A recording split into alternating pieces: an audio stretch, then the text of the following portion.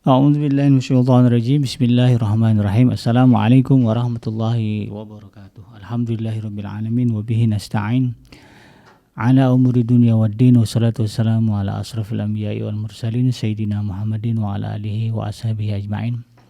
Ya laqad dakhilna mudkhala sidqin wa akhrijna mukhraja sidqin wa ja'alna min ladunka sultanan nasira. Ja'al haqq wa zahaqal batil innal batila kana zahuqa. Ya Al-Ghafur Rabbana innana amanna faghfir lana dzunubana wa qina adzabannar. Amma ba'd. Alhamdulillah, segala puji adalah milik Allah. Kembali kita berjumpa di channel iDream TV dalam program Tadabbur Al-Quran, di mana insyaallah kita akan kembali mempelajari apa yang Allah Subhanahu wa taala firmankan di dalam Al-Quran, ya, sedikit demi sedikit, ayat demi ayat, bagian demi bagian kita pindahkan dari mushaf Al-Quran ke dalam dada kita, agar kemudian Al-Quran bisa menjadi petunjuk hidup, ya, bagi kita dalam menjalani sisa-sisa usia yang Allah berikan kepada kita. Tidak lupa kita baca salawat dan salam, Allahumma sholli ala Sayyidina Muhammad wa ala ali Sayyidina Muhammad. Assalamualaikum ayuhan Nabi warahmatullahi wabarakatuh. Semoga Allah terima salawat dan salam yang kita baca dan dilimpah curahkan kepada para nabi, para rasul, wabil khusus Rasulullah Muhammad SAW. Dan semoga kita termasuk ke dalam kelompok orang yang akan berbahagia ketika berjumpa dengan Allah nanti di yaumul mahsyar, dijauhkan dari siksa api neraka, dimasukkan ke dalam surga, dan dipertemukan dengan Rasulullah SAW, insyaallah. Amin ya rabbal alamin. Sahabat iDream yang dirahmati Allah dimanapun Anda berada, melanjutkan kajian kita di dalam program Tadabbur Al-Quran. Kita akan beranjak ke ayat yang ke-92, ya, di surah Al-Baqarah. Dan sebagai informasi buat sahabat iDream, untuk ketika mengikuti program ini ada baiknya Anda juga membuka, ya, mushaf. Artinya tidak sebatas nyimak gitu, ya, tapi bagus jika kemudian di depan Anda ada mushaf Al-Quran, jadi bisa dirujuk gitu, ya, seandainya ada yang salah, ya, dari apa yang saya sampaikan, sehingga bisa ketahuan, oh iya begini bunyinya, ya, begini kata Abi Kenji gitu kan. Kalau ada salah-salah silahkan di komentar sehingga nanti kesalahannya bisa diperbaiki. Dan dengan demikian juga insyaallah, ya, mushaf Al-Quran yang ada di rumah kita nanti menjadi saksi di yaumul mahsyar bahwa Al-Quran betul-betul kita gunakan sebagai kitab yang memang kita pelajari. Karena kan Allah itu perintah, ya, Allah perintahkan kepada kita untuk mempelajari Al-Quran. Di dalam surah Al-Qalam kalau nggak salah disebutkan, ya, walaqad yassarnal Qur'ana lidzikri fahal mim mudzakir. Sungguh kami telah memudahkan Al-Quran untuk pelajaran. Lalu kemudian Allah tanyakan, apakah ada yang mau mengambil pelajaran? Walaupun narasinya bertanya, sesungguhnya itu adalah satu perintah bahwa Al-Quran itu turun untuk kita pelajari. Maka mushaf-mushaf Al-Quran yang ada di rumah kita jangan dibiarkan berdebu, ya, di rak-rak tempat di rumah kita gitu kan, karena kita sekarang pakai handphone Abi Kenji gitu, ya, sehingga udah nggak buka mushaf lagi, sayang, ya. Ya, handphone tetap dipakai untuk mempelajari Al-Quran, mushaf juga yang ada di rumah kita pakai, sehingga nanti yang akan menjadi saksi bagi kita di hadapan Allah atas jihad kita di dalam mempelajari Al-Quran semakin banyak gitu, ya. Handphone kita bersaksi, kemudian mushaf yang ada di rumah kita bersaksi gitu, ya. Sehingga semakin menguatkan posisi kita di hadapan Allah Subhanahu wa taala sebagai seorang mukmin. Di dalam surah Al-Baqarah ayat yang ke-92 ini Allah Subhanahu wa taala berfirman, ini masih berkaitan dengan ayat sebelumnya, yaitu tentang kisah-kisah Bani Israel, ya. Karena memang surah Al-Baqarah ini dari segi nama suratnya saja kan tentang sapi betina yang dikisahkan dalam perjalanan sejarah Bani Israel, gitu, ya. Jadi wajar jika kemudian banyak sekali ayat-ayat di dalam surah Al-Baqarah ini yang mengulas tentang sejarah dan kehidupan Bani Israel. Dan itu semua tentu tujuannya adalah agar kita mengambil ibrah, ya, mengambil ibrah, pelajaran yang baik dari Bani Israel kita terapkan dalam kehidupan kita, ya, yang buruk dari Bani Israel untuk kemudian kita cegah ya terjadi pada kita. Itulah tujuan Allah Subhanahu wa taala menceritakan kepada kita tentang orang-orang terdahulu, termasuk di dalamnya kisah tentang Bani Israel. Di dalam ayat yang ke-92 ini Allah Subhanahu wa taala mengabarkan kepada kita, A'udzubillahi minasyaitonir rajim. Walaqad ja'akum Musa bil bayyinati tsumma ittakhaztumul ijla min ba'dihi wa antum zalimun. Sungguh kata Allah Subhanahu wa taala, ya, walaqad, dan sesungguhnya, ya, ja'akum Musa, telah datang kepada kalian dulu Musa. Nah, ini Nabi Muhammad diperintahkan oleh Allah untuk kemudian menyampaikan ayat ini gitu ya, kepada orang-orang Yahudi pada masa beliau di Madinah ketika itu. Jadi Rasulullah memberikan peringatan kepada Bani Israel, kepada orang Yahudi ya, dengan mengatakan apa yang Allah Subhanahu wa taala firmankan dalam Al-Qur'an. Jadi bukan seruan yang berasal dari pemikiran Nabi Muhammad, tidak, tapi seruan yang berasal dari perintah Allah. Karena orang Yahudi itu kan gak gampang percaya gitu ya. Sehingga kemudian yang dihadapkan kepada mereka adalah hujah yang benar, hujah yang nyata, yang tidak bisa dibantah gitu kan. Udah begitu sekalipun ya, mereka tahu ya yang diucapkan Nabi Muhammad benar, tetap saja ya, mereka membangkang. Dan ternyata pembangkangan yang terjadi pada masa Nabi Muhammad oleh Bani Israel kurang lebih sama ya dengan yang terjadi pada masa Nabi Musa alaihissalam, sebagaimana digambarkan di dalam ayat ini ya. Walaqad ja'akum Musa, sungguh telah datang kepada kalian dulu ya Nabi Musa alaihissalam bil bayyinat, dengan kebenaran-kebenaran, dengan keterangan-keterangan yang benar, yaitu dengan bukti-bukti kebenaran. Jadi nggak cuma satu ya. Bani Israel itu sebagaimana kita sudah ulas di ayat-ayat sebelumnya ya, tentang mukjizat Nabi Allah Musa alaihissalam, itu luar biasa ya. Ada beberapa mukjizat besar yang nampak dan nyata ya, dilihat oleh Bani Israel. Yang terbesar adalah yang paling famous terutama adalah ketika Nabi Musa alaihissalam atas izin Allah kemudian membelah laut. Itu kan gak logis gitu ya. Kalau dibilang itu kerjaannya Nabi Musa itu kan, karena dia manusia gitu. Jadi tidak mungkin manusia kalau tidak kemudian diberikan kekuatan oleh zat yang maha kuat, yaitu Tuhan, ya, bisa melakukan itu. Maka bisanya Nabi Musa membelah laut bukti bahwa memang dia adalah utusan Allah Subhanahu wa taala. Jadi misi dakwahnya di backup ya sama Tuhan gitu kan.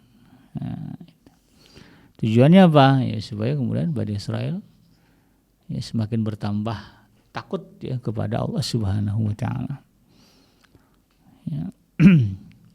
Lalu apa yang terjadi? Ya meskipun Nabi Musa alaihissalam telah datang dengan membawa bukti-bukti kebenaran yang banyak, tsumastahaztumul ijla, masih aja kemudian kamu ya nenek moyang kamu, kata Nabi Muhammad kepada orang-orang Yahudi, ya, mengambil berhala ya sebagai sesembahan.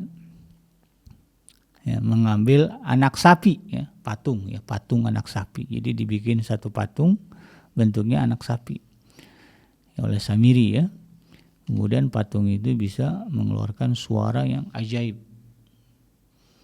karena ditiup angin gitu ya, dari mulutnya bisa keluar suara yang menakjubkan, nggak tahu suara yang kayak gimana, tapi membuat mereka terperangah, kagum ya.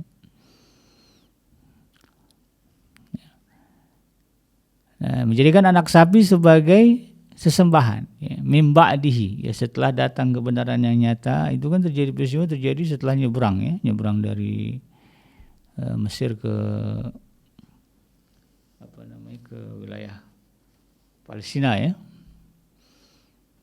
OTW menuju ke Palestina. Kemudian Samiri membuat patung anak sapi ketika Nabi Musa pergi ke lembah ke Bukit Tursina ya, ke Gunung Tursina. Nah kemudian Ya, wa antum zalimun, ya.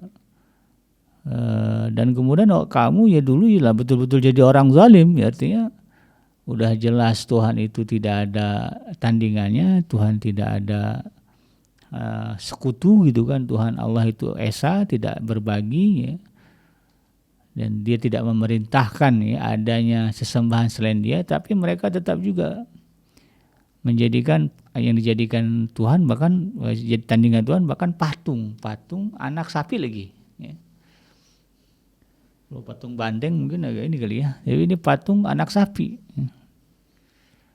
patung lagi, patung itu kan nggak bisa bergerak, cuma bisa ngeluarin suara doang. Itu juga karena didesain kan, desain oleh Samiri, ya, atas bisikan setan gitu kan, iblis gitu, sehingga terciptalah gitu.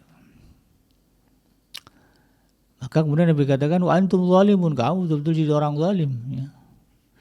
Menganiaya diri dengan kemusyrikan. Dan memang kan setelah itu hukumannya adalah mereka harus bunuh diri, ya. Nabi Musa marah mengatakan faqtulu anfusakum, ya, bunuhlah diri kalian, ya, agar tobat kalian diterima. Zalim, ya, akhirnya teraniaya kan, gara-gara ulah mereka sendiri. Kenapa sampai seperti itu? Ya, karena mereka sudah menyaksikan mukjizat dari Allah Subhanahu wa taala yang logikanya nggak bisa dibantah. Nggak bisa dibantah lagi. Bahwa memang itu adalah bukti Allah itu ada. Bukti Allah itu esa. Bukti bahwa Tuhan itu ada dan yang memerintahkan untuk tidak menyembah selain dia gitu kan. Tapi mereka kemudian masih juga menyembah sembahan selain Allah. Maka hukumannya berat. Nggak ada lagi hukuman yang bisa. Kalau sekedar taubat aja udah nggak bisa itu. Ya, kalau udah sekedar taubat itu udah nggak bisa. Maka kemudian hukumannya adalah hukuman mati. Jadi waktu itu turun kabut, ya, sebagaimana dikisahkan dalam kitab Imam Ibnu Katsir, ya, dalam kitab Qasasul Anbiya, turun kabut, ya, sehingga mereka tidak tahu, tidak bisa melihat, lalu kemudian masing-masing menghunuskan pedang dan membunuh siapa saja yang ada di depan. Nah, akhirnya semuanya itu, ya, terbunuh. Dan mereka yang tidak terbunuh, dalam satu riwayat disebutkan mereka juga diterima taubatnya. Artinya mungkin tingkat kekufurannya tidak seperti yang mati terbunuh. Ada banyak gitu, ya, yang mati ketika itu.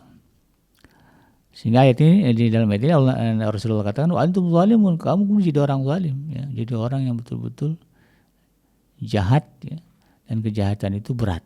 Nah, lalu kemudian di ayat yang ke-93-nya diperjelas lagi oleh Allah Subhanahu wa taala, wa id akhazna mitsaqakum wa rafa'na fawqakumut tur, dan ingatlah ketika kami dahulu, ini juga bagian dari peristiwa yang sebetulnya hanya diketahui oleh orang-orang Yahudi saja, Bani Israel saja, lalu kemudian dikabarkan oleh Rasulullah SAW yang merupakan orang asing, ya, orang dari bangsa Arab, kemudian pendatang lagi.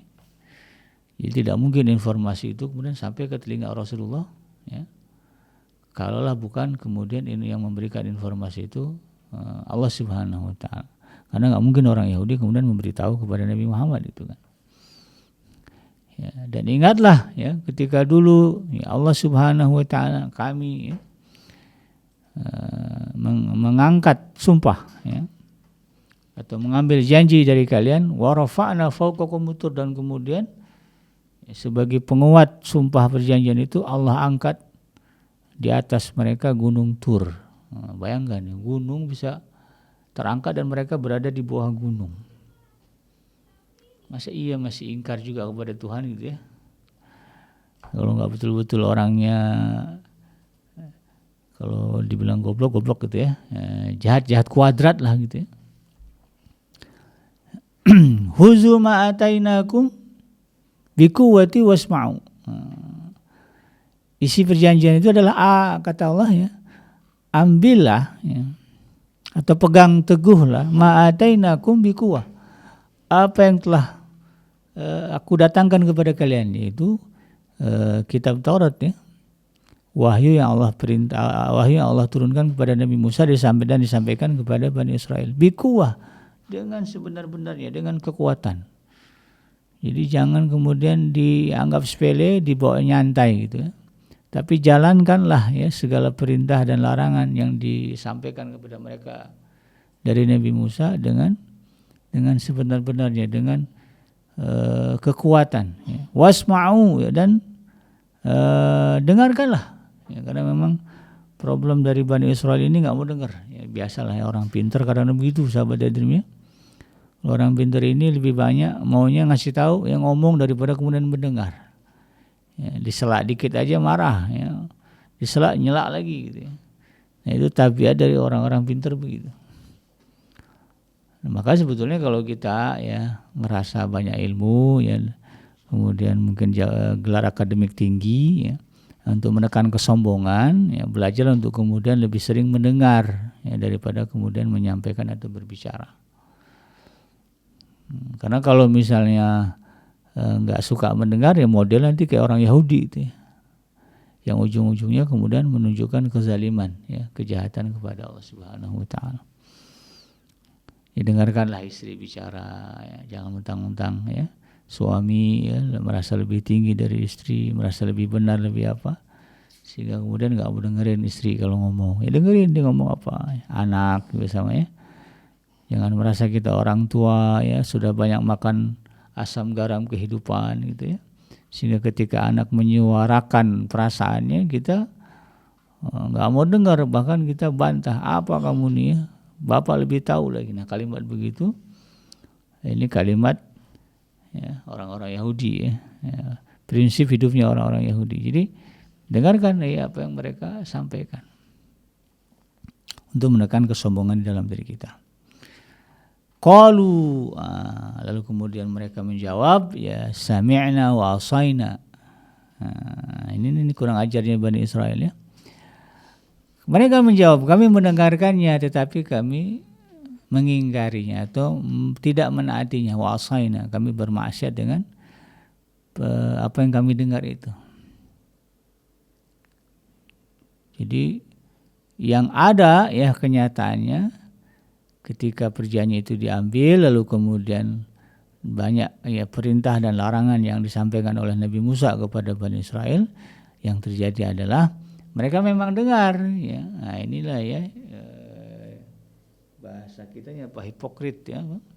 Di depan iya nyimak gitu kan, tapi sebetulnya no action. Nah, ya, nggak ada aksi ya dari apa yang mereka dengar ya. Nabi Musa sudah menyampaikan begini begitu, kerjakan ini itu, ya mereka ya sibuk dengan diri mereka masing-masing. Ya, dan kebiasaannya Bani Israel begitu ada masalah baru datang lagi ke tempat Nabi Musa, nangis-nangis, ngeluh-ngeluh, minta ampun, tobat, ya gitu. Tapi ketika berbicara perintah, ya berbicara larangan, mereka punya patokan sendiri, gitu kan. Emang betul-betul kurang ajar gitu ya, kalau kita perhatikan. Nah, efek dari prinsip ini juga ini bahaya ya, sahabat Adrim, harus kita hindari ya. Prinsip meremehkan kebaikan, ya, meremehkan kebenaran disampaikan oleh orang. Misalnya kita punya guru, ya guru kita menyampaikan kajian, isinya sumbernya dari Al-Quran dan hadis, ya, atau ada orang lah ya yang kemudian datang kepada kita. Tapi kemudian dalam hati kita, alah, saya juga tahu gitu ya, kan orang begitu ya. Saya udah hatam bab itu. Nah ini bahaya ya sahabat itu. Ya. Atau kadang-kadang ada perasaan apa namanya, nggak gitu juga kali gitu ya, kadang-kadang gitu ya.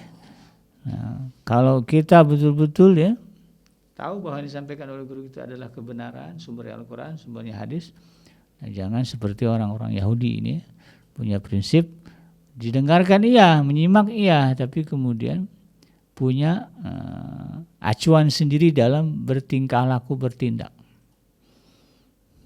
Ya. Jadi jangan, nah ini kalau kita umat Nabi Muhammad sudah jelas dalam Al-Quran ya. Ya, segala hal tentang aktivitas kita kan sudah diatur, sudah ada aturannya gitu ya. Kalau bermuamalah ekonomi ini ada aturannya, jangan zalim, jangan nipu, jangan riba gitu ya. Kemudian jangan jual beli yang haram, kan jelas tuh ya. Jangan sampai kemudian sudah jelas segala aturan-aturan itu kita masih punya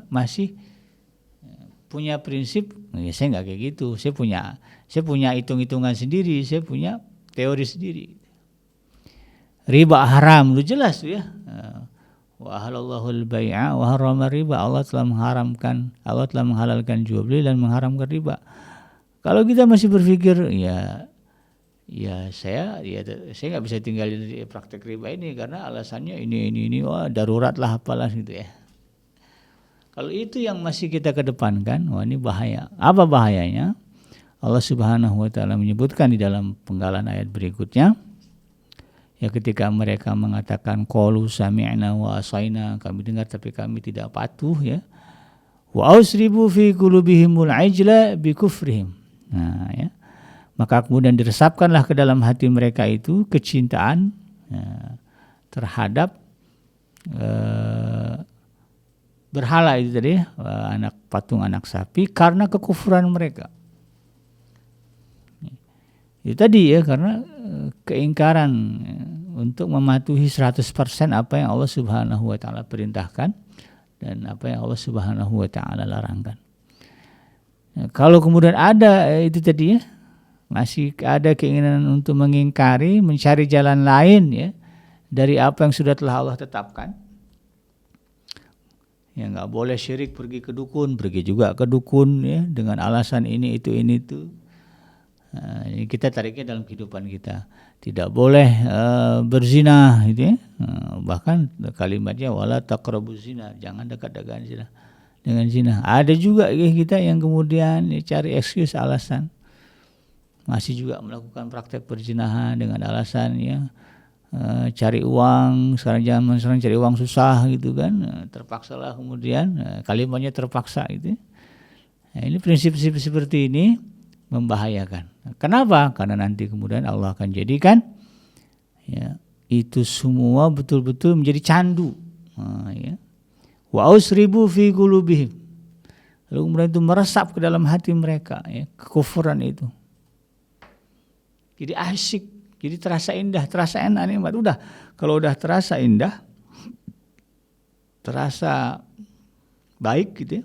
Bukan terasa maksudnya ya kayak kalau riba itu ya udah terasa enaknya ya, untungnya gede ya, lihat akun berlipat-lipat dalam waktu singkat begitu kan, udah kebayang itu ya bisa kesana kemari belanja ini belanja itu ya. Nah kalau udah begitu tuh maka kemudian susah ya nanti untuk kita kembali, susah untuk kemudian meninggalkannya dengan totalitas. Ya, orang-orang yang sudah kemudian terbiasa dengan kemaksiatan ya, yang udah candu narkoba itu jelas ya, yang memabukkan itu haram ya. Allah telah mengharamkan segala sesuatu yang memabukkan ya, dari mulai khamar ya, narkoba semuanya kan jelas haram. Tapi kemudian masih juga ada yang berusaha mengingkari dengan alasan capek kerja gini itu, kalau udah ini nih pulih lagi tenaga gitu kan, cari aja excuse gitu. Maka kalau udah nyandu nanti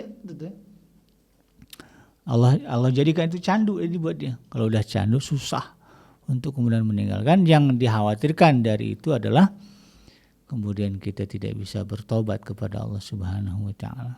Pintu tobat terbuka, tapi kita tidak bisa melangkah menuju ke pintu itu. Ini bahayanya. Karena apa? Karena terikat dengan kemaksiatan-kemaksiatan yang kita lakukan, sebagaimana yang telah dialami oleh Bani Israel. Udah jelas Nabi mereka ya datang, sudah jelas mukjizat, ya, tapi untuk kemudian ya, mengikuti taat dan batu susahnya luar biasa, tantangannya berat gitu ya. Kemudian Allah katakan kul bi'sa ma ya'murukum bihi imanukum in kuntum mu'minin. Nah, ada juga yang mereka yang kemudian beralasan ya, yaitu kan bagian ini kadang-kadang ada orang yang berusaha membenarkan ya, membenarkan kemaksiatan-kemaksiatan yang mereka lakukan, bahkan dibumbui dengan dalil-dalil. Ya, saya masih mendapati ya tokoh-tokoh cendekiawan katakanlah yang mengaku sebagai muslim lalu kemudian masih mengatakan ya praktek-praktek riba di perbankan itu boleh ya, dengan hujah ya ada gitu. Padahal Allah sudah jelaskan keharamannya. Nah itu persis seperti yang disebutkan ini di dalam kehidupan Bani Israel. Mereka mengatakan begitu gitu kan. Bahwa itu bagian dari ya, seruan ya, adalah ya, dalil-dalilnya. Maka Allah katakan maka sangat buruk ya. Katakanlah Muhammad, sangat buruk apa yang diperintahkan oleh keimananmu kepadamu jika kamu orang beriman. Kalau memang itu benar ya bagian dari petunjuk ya kan, si Samir ini kan mengklaim ini bagian dari ilham gitu ya, wangsit gitu ya. Tuhan yang menyuruh dia bikin ini, dibuat alasan gitu. Ya buktinya itu ya bisa mengeluarkan suara yang bagus gitu kan. Gak mungkin saya bikin begini kalau gak ada bantuan dari Tuhan gitu. Dibuat alasan seperti itu ya, dibuat logika-logika untuk membenarkan kemaksiatannya. Maka dikatakan ya kepada mereka yang punya prinsip begitu apa? Kalaulah benar ya, kalaulah memang ya kamu merasa itu bagian dari kebenaran, maka sangat buruklah apa yang diperintahkan oleh keyakinanmu itu jika kamu orang beriman. Karena nggak mungkin orang kalau memang itu prinsipnya adalah lahirnya dari keimanan kepada Allah ya buruk betul gitu ya. Perintah untuk kemudian menjadikan kemaksiatan ya sebagai bagian dari gaya hidup. Sangat buruklah kalau ada orang mukmin yang kemudian mengatakan zina boleh ya. Sangat buruklah kemudian orang-orang yang mengatakan dirinya beriman kemudian mengatakan riba itu halal. Pergi ke dukun itu boleh misalnya. Atau katakanlah ya mempersekutukan Allah ya dengan adalah ya kekuatan-kekuatan apa. Atau menyandingkan Allah dengan ya, tokoh-tokohan banyak, ada juga yang begitu. Maka itu buruk, ya, sangat buruk, nggak mungkin. Jadi menggambarkan betapa tidak mungkinnya ya, kemusyrikan, kemaksiatan itu bersumber dari kebenaran yang datang dari Allah Subhanahu Wa Taala. Di dalam ayat lain kan sudah jelas ya Allah sebutkan ya, yang benar sudah jelas, yang salah sudah jelas gitu kan. Ya qad tabayyana rusdu minal ghai, ya sudah jelas ya. Petunjuk itu dari kesesatan. Ya Allah sudah jelaskan ya, ini boleh ini enggak boleh. Masih juga mengatakan yang enggak boleh itu ya sebetulnya dibolehkan karena ya, logika dalil-dalil seperti itu. Maka kemudian di ayat yang ke-94 Rasulullah SAW ya ketika berhadapan dengan hujah ya orang-orang Yahudi yang tetap menolak kenabian beliau dengan alasan ya dalil-dalil ya yang kata mereka sumbernya adalah keyakinan yang benar, maka kata Rasul, maka Allah Subhanahu Wa Taala merintahkan kepada Nabi Muhammad, kul katakanlah Muhammad, in kanat lakumud darul akhiratu 'indallahi khalisatan min dunin nas fatamannawul mauta in kuntum shadiqin. Katakanlah Muhammad kepada mereka ya jika negeri akhirat di sisi Allah khusus untukmu ya, kepada orang Yahudi dan bukan untuk orang lain. Jadi yang akan masuk surga itu cuma kamu doang begitu ya, walaupun kamu bermaksiat kepada Allah, walaupun kamu menolak menolak risalah yang dibawa oleh Nabi Muhammad SAW, menolak Al-Qur'an dan masih pede mengatakan bahwa kami akan masuk surga gitu kan, dan surga akan diisi oleh orang lain selain orang Yahudi gitu ya. Maka kata Rasulullah SAW ketika itu Allah perintahkan ya, fatamannaul maut, ya, matilah kalian, mintalah kematian kepada Allah. In kuntum shadiqin, kalau memang kalian itu betul ya bakalan masuk surga.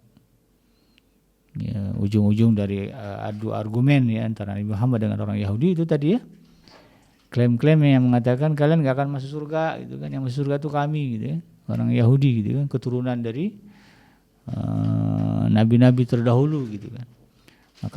Maka Rasulullah katakan kalau memang iya kalian yakin masuk surga nih ya. Begitu mati aja masuk surga, minta aja mati gitu. Ya, sekarang kalau dipikir-pikir ya, kalaulah kita punya keyakinan 100% ya, bahwa kalau kita begitu meninggal masuk surga, tentu nggak akan takut kita dengan kematian ya.